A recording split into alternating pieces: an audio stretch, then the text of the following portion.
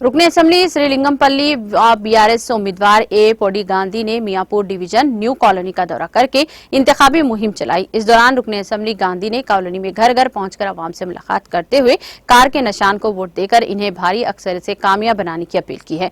इस मौके पर अवाम और खवातीन की जानिब से एक के गांधी का शानदार खैर मकदम किया गया। इंतखाबी मुहिम में गांधी के हमरा मुकामी बीआरएस कायदीन और कारकुनों की कसी तादाद मौजूद थी।